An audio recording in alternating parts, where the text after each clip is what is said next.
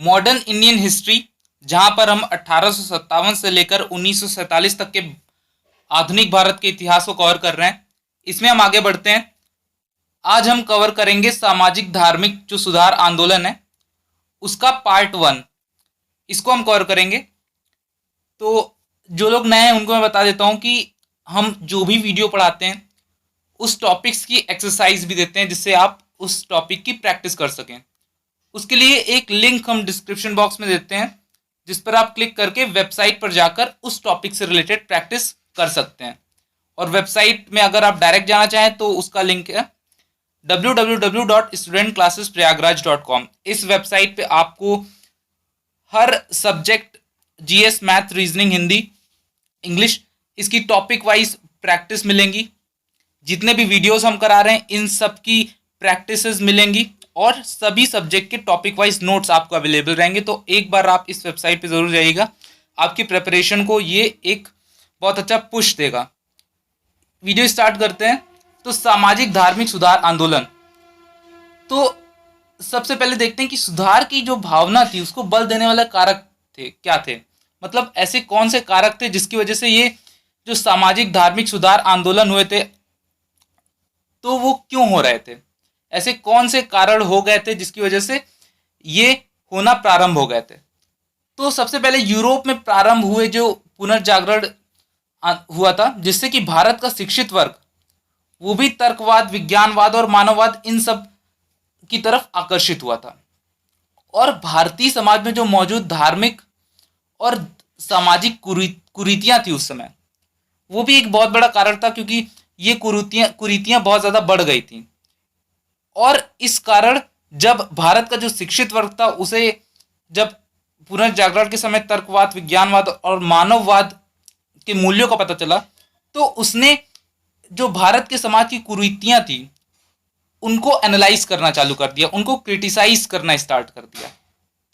इसके अलावा महिलाओं की दयनीय स्थिति थी भारत में, बाल विवाह, सती प्रथा, लिंग भेदभाव और वर्ण व्यवस्था, जातिगत प्रथा में भी भेदभाव और अस्पृश्यता जैसी कुरीतियां मौजूद थी।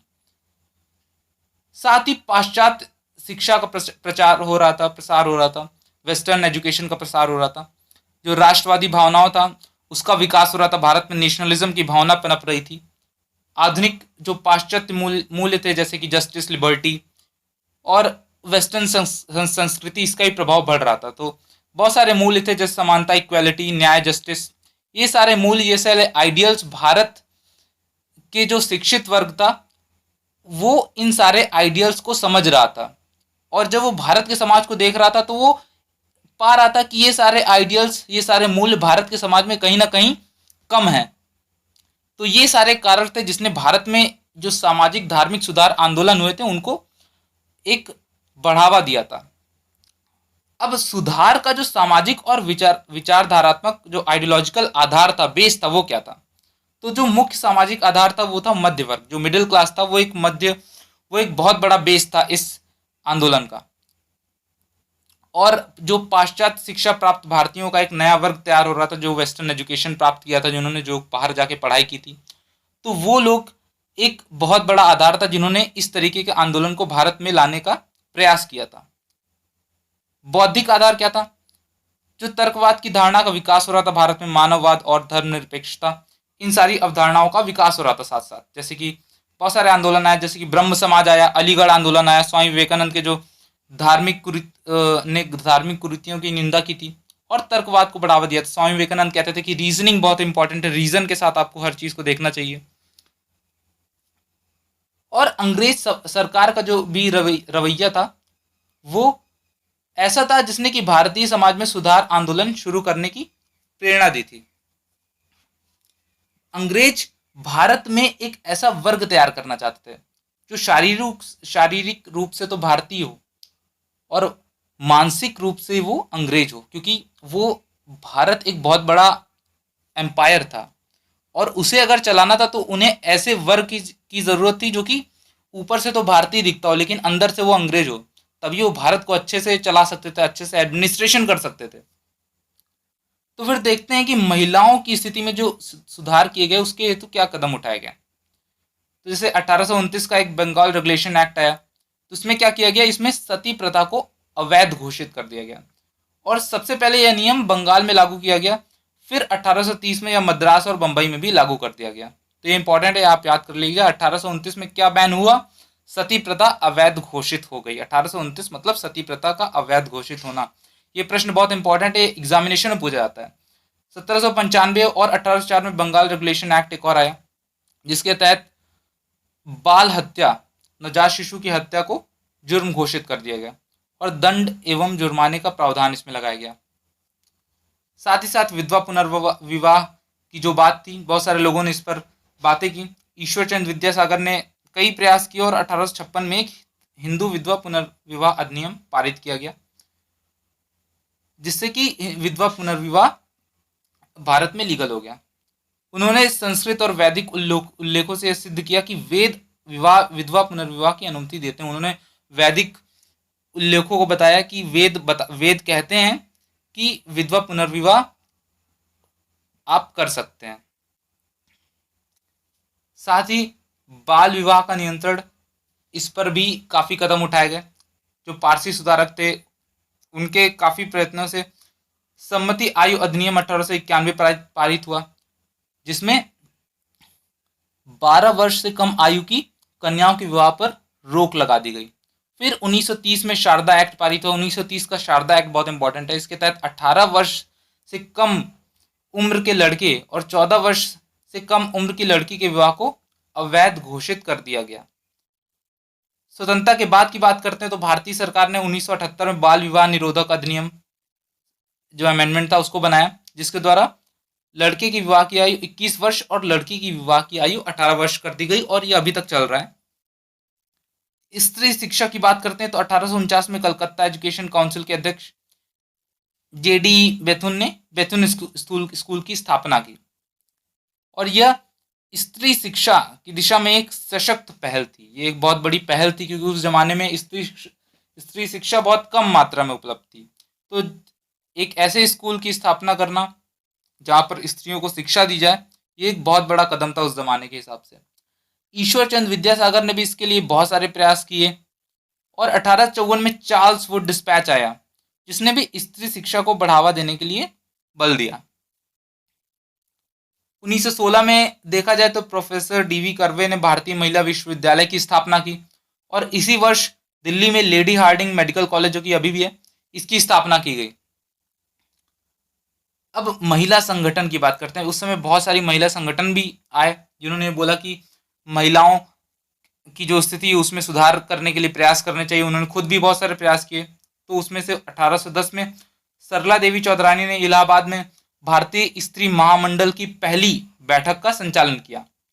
रमाबाई रानडे ने बॉम्बे में 1904 में नेशनल सोशल कॉन्फ्रेंस के अंतर्गत महिला सोशल कॉन्फ्रेंस या भारतीय महिला परिषद, इसकी नींव रखी।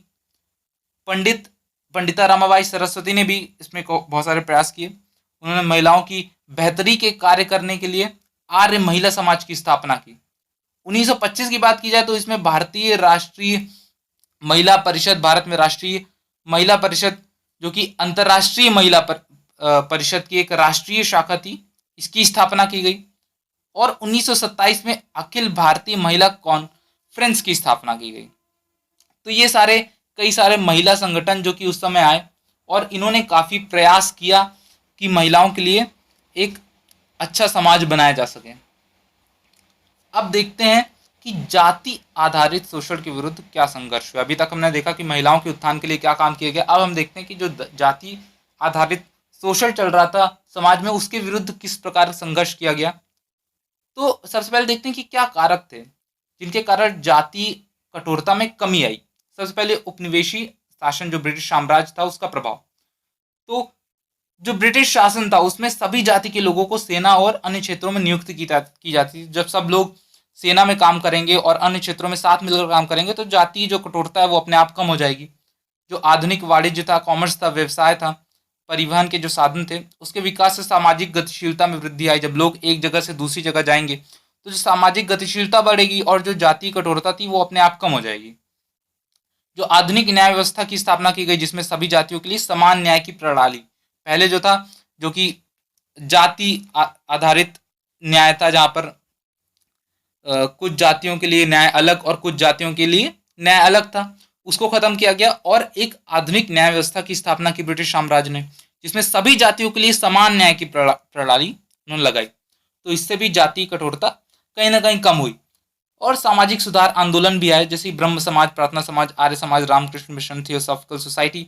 इन लोगों ने भी निम्न जाति के लोगों के लिए, जो दलित वर्ग था, उनकी दशा सुधारने के लिए अनेक प्रयास किए। राष्ट्रीय स्वतंत्रता आंदोलन का प्रभाव पड़ा, जो गांधी जी ने 1932 में अखिल भारतीय हरिजन संघ की स्थापना की, और अस्पृश्यता के विरुद्ध भी गांधी जी ने बहुत सारे प्रयास किए। तो ये सारे कारण थे। और इसके अलावा दलित वर्ग जो था उसमें भी शिक्षा का प्रसार बहुत ज्यादा बढ़ रहा था और रोजगार के अवसरों में वृद्धि हो रही थी। तो ये सारे कारण थे जिसके कारण जो जातीय कठोरता थी वो कम हुई। महाराष्ट्र में अगर देखा जाए, ज्योतिबा फुले ने ब्राह्मण वर्ग के जो विशेषाधिकार थे उनको चुनौती दी। बी आर अम्बेडकर, उन्होंने आजीवन जातिगत जो भेदभाव और शोषण था उसके विरुद्ध संघर्ष किया। 1927 में महार सत्याग्रह उन्होंने कंडक्ट किया। दक्षिण भारत, साउथ इंडिया में ईवी रामस्वामी नायकर थे, उन्होंने ब्राह्मणों के विरुद्ध आत्मसम्मान आंदोलन, सेल्फ रिस्पेक्ट मूवमेंट, इसको प्रारंभ किया। और स्वतंत्र भारत के संविधान में जातिगत व्यवस्था के स्थान पर समानता को स्थापित करने की और अस्पृश्यता के उन्मूलन की व्यवस्था की गई। तो आप ये कमेंट करके बताइए, भारत के संविधान में कौन सा आर्टिकल है जिसमें अस्पृश्यता के उन्मूलन की बात की गई है। और यहीं पर हम इस वीडियो को कंप्लीट करते हैं। और यहाँ पर हमने बहुत ही बेसिक में कंप्लीट किया है जातिगत जो आंदोलन हुए हैं और महिलाओं की स्थिति में जो सुधार हुए हैं। नेक्स्ट पार्ट में जो सोशल, जो सामाजिक धार्मिक सुधार आंदोलन का नेक्स्ट पार्ट होगा, उसमें हम जितने भी रिफॉर्म मूवमेंट्स हुए, आर्य समाज, प्रार्थना समाज, रामकृष्ण मिशन, तो इन सारे को डिटेल में कवर करेंगे। तो ये यहीं तक था। और सबसे इंपॉर्टेंट जो अभी तक पढ़ रहे हैं इस वीडियो को, वो सबसे इंपॉर्टेंट है कि शेयर करिए, क्योंकि शेयर करना बहुत इंपॉर्टेंट है। अगर आप चाहते हैं कि इस तरीके के क्वालिटी वीडियोस जो कि यूट्यूब में और बहुत ज़्यादा उपलब्ध नहीं है, जो कि फ्री में है, वो और बनते रहे, तो आप इसको शेयर करिए, अपने फ्रेंड्स को शेयर करिए और जितना हो सके शेयर करिए। और अगर आपने चैनल को सब्सक्राइब नहीं किया तो सब्सक्राइब करिए, क्योंकि तभी आपको इस तरीके का बेस्ट क्वालिटी कंटेंट आपको लगातार मिलता रहेगा। आपको अगर हमारा काम पसंद आ रहा है तो सपोर्ट कर सकते हैं आप ज्वाइन बटन पे 29 रुपये प्रति महीना, या फिर अगर वन टाइप सपोर्ट करना चाहते हैं तो SCPN@UPI या CPN@Kotak। और जो सबसे इंपॉर्टेंट है, पेड कोर्सेज, हम लोगों ने एक बहुत ही बेहतरीन, जो सिर्फ और सिर्फ सीरियस स्टूडेंट्स हैं उनके लिए पेड कोर्स लॉन्च किया है, और बहुत ही मिनिमल प्राइस में। पेड कोर्स इसलिए क्योंकि सीरियस स्टूडेंट्स ही इसको ज्वाइन करें, जो कि नॉन सीरियस स्टूडेंट्स हैं वो फ्री में अवेलेबल कंटेंट जो होता है उसमें सब लोग आते हैं, लेकिन कोई देखता है कोई नहीं देखता है। तो हमने सिर्फ और सिर्फ सीरियस स्टूडेंट चाहिए, इसलिए हमने इसमें एक मिनिमल कॉस्ट लगाया, जिससे कि एक फिल्ट्रेशन हो जाए। और ये एक बहुत इंपॉर्टेंट, अगर आप इस पेड कोर्स को ज्वाइन करते हैं तो आपको GS, मैथ, रीजनिंग, इन सबसे रिलेटेड 6000 प्लस क्वेश्चंस का प्रैक्टिस बैच है। अगर आप सोचिए 6000 क्वेश्चन आप जो कि गिने चुने हैं, जो कि एग्जामिनेशन पूछे जा चुके हैं, जो कि स्टूडेंट क्लासेस प्रारंभ के 10 वर्षों का अनुभव दर्शाता है। तो अगर आपने इसको सॉल्व कर लिया, इस कोर्स को ज्वाइन कर लिया, तो आप एग्जामिनेशन में बेहतरीन परफॉर्म कर गए आएंगे। तो ये एक वन टाइम अपॉर्चुनिटी है जितने भी सीरियस स्टूडेंट्स हैं, क्योंकि नॉन सीरियस स्टूडेंट्स से मैं बात नहीं कर रहा हूँ, जितने भी सीरियस स्टूडेंट्स हैं इसको जरूर ज्वाइन करिए, ये मेरी पर्सनल रिकमेंडेशन है। तो विल मीट नेक्स्ट टाइम, सो तब तक के लिए बाय।